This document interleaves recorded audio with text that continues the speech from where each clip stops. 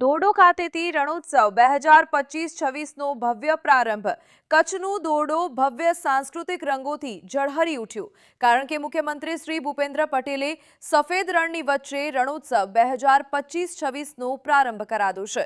ગુજરાત પ્રવાસન નિગમ દ્વારા આયોજિત આ રણોત્સવમાં એકત્વ, એક દેશ, એક ગીત, એક ભાવના થીમ પર આધારિત રાષ્ટ્રીય સાંસ્કૃતિક કાર્યક્રમોનું મુખ્યમંત્રીશ્રીએ અવલોકન કર્યું હતું। આ પ્રસંગે ધોરડો, લખપત કિલ્લો અને ઐતિહાસિક તેરા હેરિટેજ વિલેજ સહિત ₹179 કરોડના વિવિધ વિકાસ કાર્યોનું ઈ-લોકાર્પણ અને ઈ-ખાતમુહૂર્ત પણ કરવામાં આવ્યું હતું।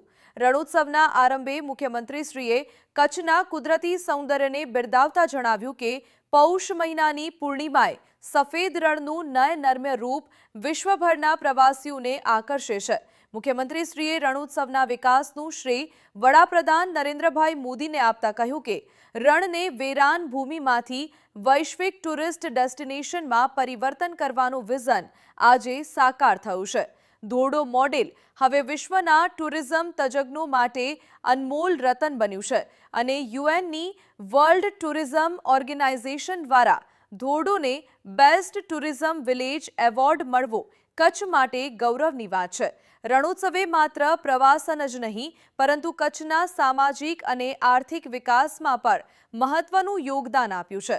લાખો સહેલાણીઓના આગમનથી કચ્છની પરંપરાગત કળાઓને વૈશ્વિક બજાર મળ્યું છે અને ગ્રામીણ મહિલાઓના આર્થિક સશક્તિકરણમાં વધારો થયો છે।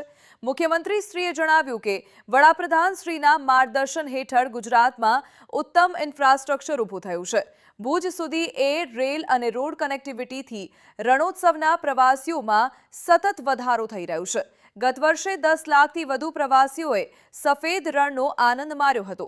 આ પ્રસંગે મુખ્યમંત્રીશ્રીએ સરદાર સ્મૃતિવનનું લોકાર્પણ પણ કર્યું અને પ્રવાસીઓને રણોત્સવના બ્રાન્ડ એમ્બેસેડર ગણાવતા જણાવ્યું કે આ ઉત્સવ માત્ર પ્રવાસન નથી, પરંતુ રાષ્ટ્રીય એકતા અને ભાવનાને ઉજાગર કરતો ઉત્સવ છે।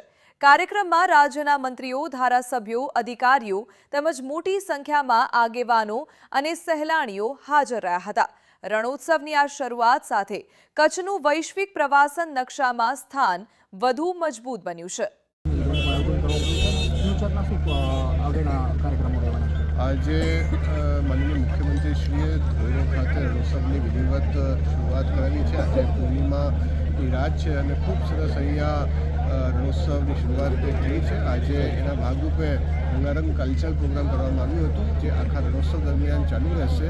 એ સિવાય માંડવીમાં પણ ટેન્ટ સિટી અને ત્યાં પણ બીચ ફેસ્ટિવલ કરવામાં આવશે ટૂંક સમયમાં, તથા ધોલાવીરા જે એક હેરિટેજ આપણી ઓળખ છે, ત્યાં એક હેરિટેજ ફેસ્ટિવલ એકદમ રાષ્ટ્રીય કક્ષાનું ત્યાં એક હેરિટેજ ફેસ્ટિવલ પણ આ સિઝન દરમિયાન કરવામાં આવશે।